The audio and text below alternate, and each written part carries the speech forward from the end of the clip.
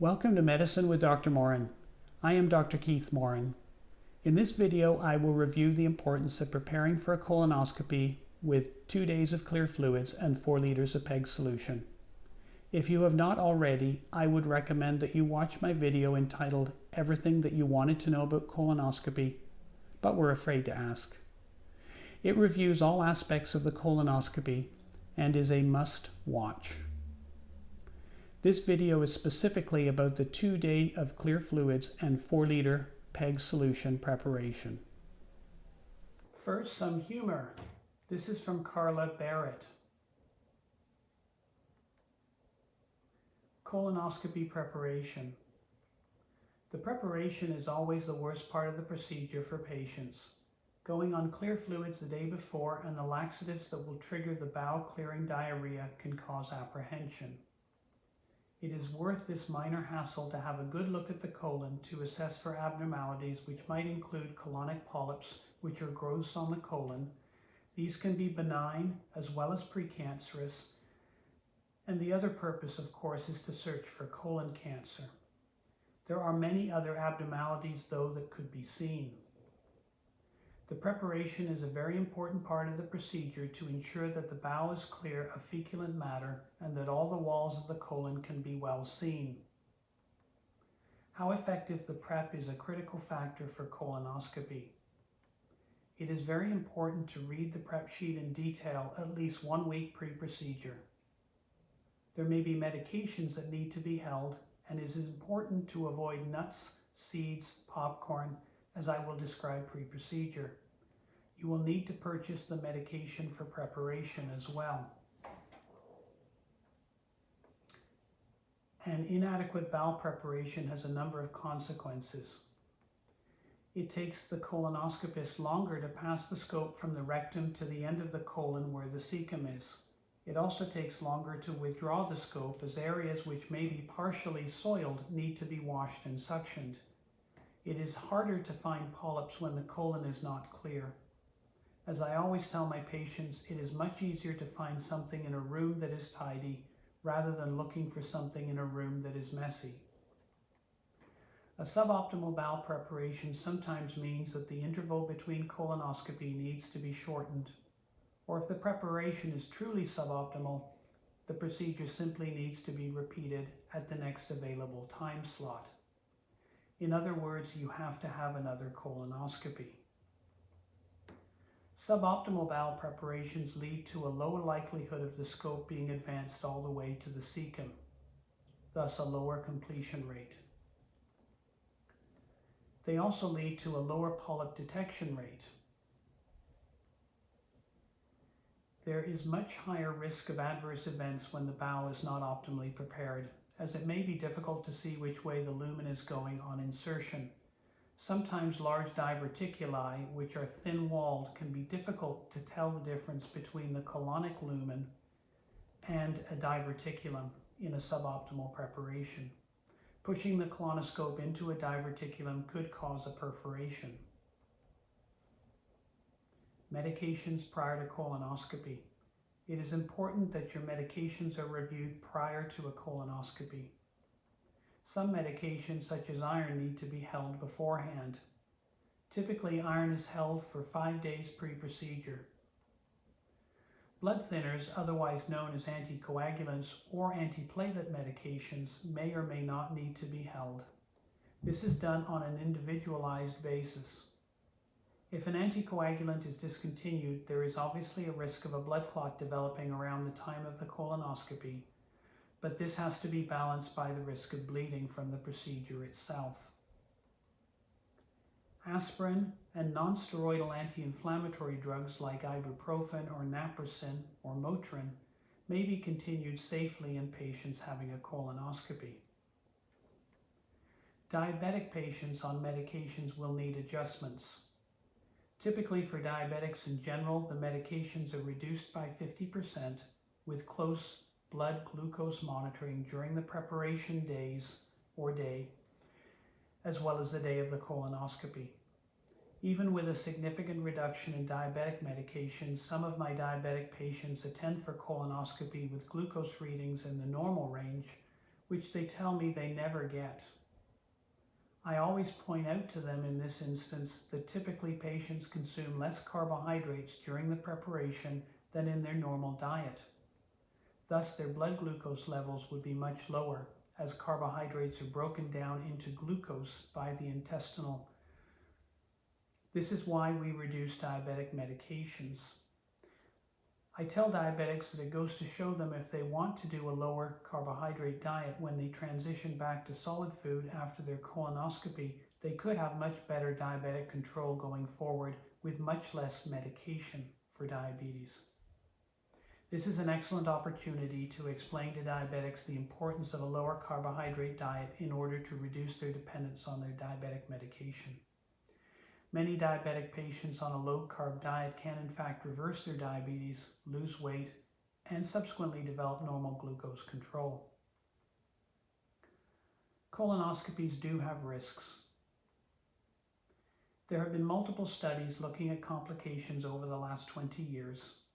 Serious harm is approximately 0.2%, which is 2 in 1,000.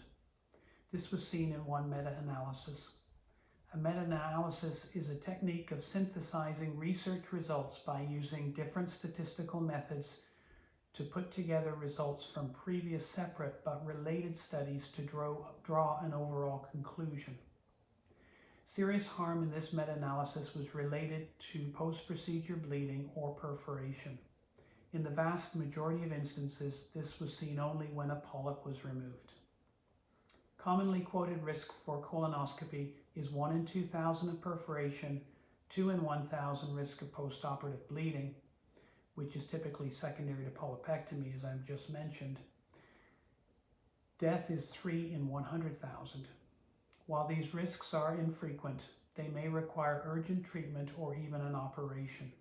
Risks are obviously much higher in older patients who would have other medical conditions such as heart failure, chronic lung disease, heart rhythm abnormalities, stroke, or cancer. Risks related to sedation are very uncommon.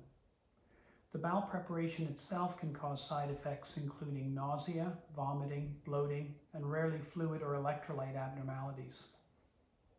Sedation is given through an intravenous for the majority of patients having a colonoscopy. Approximately 10 or 20% of my patients will have the test carried out with no sedative medications. If they do, they are able to talk with me throughout the procedure and watch the findings. Some patients have discomfort during the test, and so conscious sedation is what is given to alleviate anxiety and discomfort in the majority of patients. Conscious sedation, which we give for colonoscopy, is not general anesthesia. General anesthesia is where a coma is induced and you are temporarily put on life support ventilation while a surgeon is performing an operation such as an appendectomy or cholecystectomy. Conscious sedation is a much lighter level of sedation to keep you comfortable and relieve discomfort that you might have.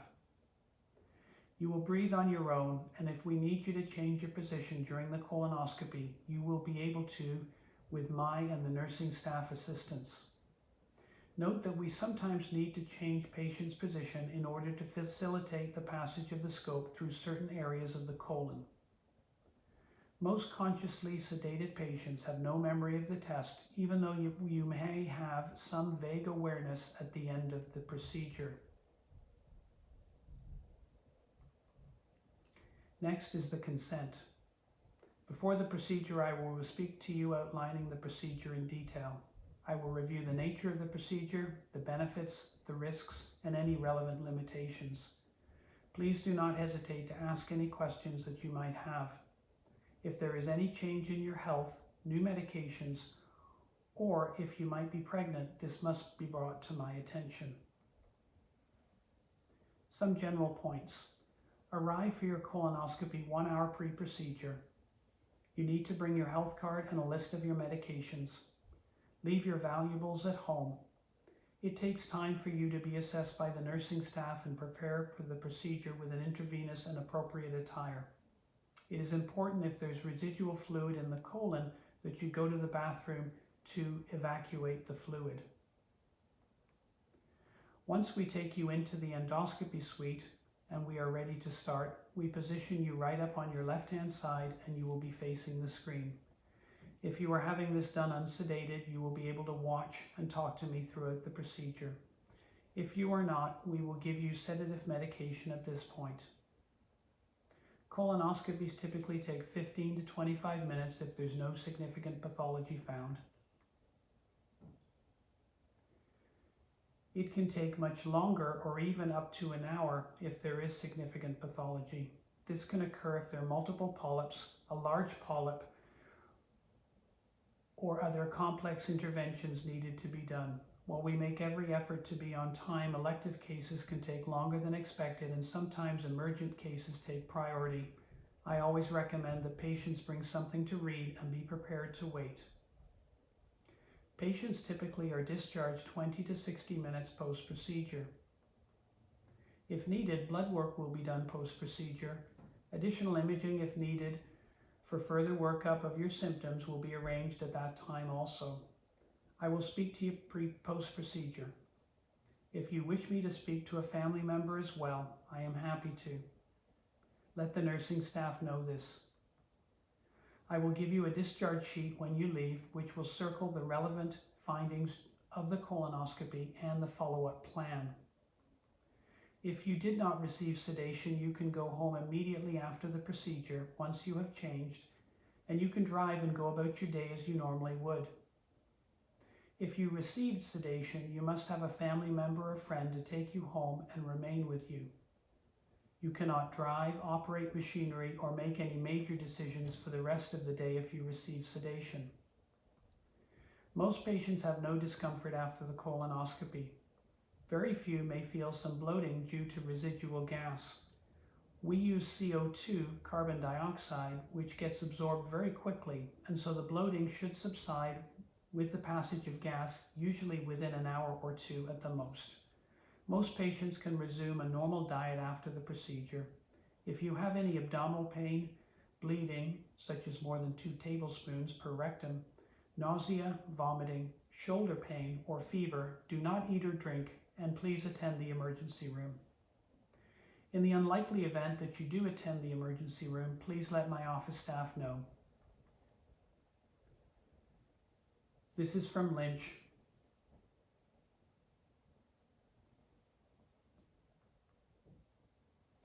Four days before the colonoscopy. Avoid nuts, popcorn, seeds, which would also include multigrain bread, fruits or vegetables with seeds. Seeds can stay in the colon for several days and can make it difficult to suction puddles, as the seeds will get caught up in the suction channel and prevent me from sucking fluid. Avoid iron pills if you take them. Iron can make the stool black and thick and difficult to purge. If there is any residual feculent material, it can make visualization difficult. After all, we are looking inside the dark tunnel called the colon with a light and seeing puddles that are dark or walls that are partially coated with black feculent material, and this obviously makes it visually more difficult to see abnormalities such as polyps. 2 days before the test, consume clear fluids only with no solid food from this point on up to 2 hours pre-procedure. Studies show that drinking liquid up to 2 hours pre-procedure is safe and that there are no significant residual liquids in the stomach 2 hours pre-procedure. Make sure you drink plenty of fluids, approximately 3 liters for both of the days. Fruit juices without pulp such as apple, sports drinks such as Gatorade, clear soup, chicken broth or consommé, popsicles, as well as Jell-O, honey, pop, black coffee and black tea are acceptable. Do not drink milk or any red or blue or purple colored drinks. The dyes can discolor the lining of the colon and make it harder to find abnormalities. Medications can be taken with a sip of water the day before colonoscopy as well as the day of the colonoscopy. During the preparation, review your preparation instructions well to ensure a clean bowel. Purchase a wide variety of clear fluids to drink. After a bowel movement, use medicated wipes such as baby wipes or wipes with aloe or vitamin E. Use a zinc barrier cream to prevent perianal skin chafing. Set up shop in the bathroom. I know it sounds funny, but bring in books, magazines, a laptop, tablet, cell phone, or other device. Play some music. Remember that you are drinking chilled liquid, and so your body can get cold from it. Dress appropriately. To lessen nausea that you might get from the preparation, drink it chilled with a straw. Place the straw as far back in your mouth as possible and swallow it quickly. You can hold your nose and drink it as quickly as possible. Some patients find that sucking on a lemon or lime slice after you finish each glass can be quite helpful. A lemon or lime slice under your nose while you drink can also be helpful. Other patients find sugar-free menthol candy drops to suck on. If you're having trouble, you can temporarily interrupt the regimen for 30 to 60 minutes. Wear loose clothing and of course stay near the bathroom. Goes without saying. Now for the preparation instructions. You can pause the video here and take a picture of the screen with your cell phone camera. 2 days before the test, start your preparation. In the morning of both days, take bisacodyl 10 milligrams by mouth. Then starting sometime between 5 and 7 p.m. on both days, drink 1 liter of chilled PEG solution over 2 hours. Then chew 2 tablets of simethicone, which are 125 milligrams for each tablet, after finishing the PEG. The day of the test, 4 to 5 hours before your test, chew 2 tablets of simethicone and then drink 2 liters of chilled PEG solution over 1 to 2 hours. This will be the remainder of the PEG solution. The simethicone reduces bubbles in the colon to improve visualization. Remember, you can consume clear fluids up to 2 hours before the test. Remember that adherence to the instructions improves the quality of the examination both for you as well as for me. You can pause the video here and take a picture of the screen with all the instructions, if you have not already. I hope you enjoyed learning about this specific colonoscopy preparation. Click like if you found this video to be helpful. Click subscribe and hit the bell for notifications for my new medical videos on a wide range of topics. I am Dr. Keith Moran. You have watched Medicine with Dr. Moran. Get healthy. Stay healthy.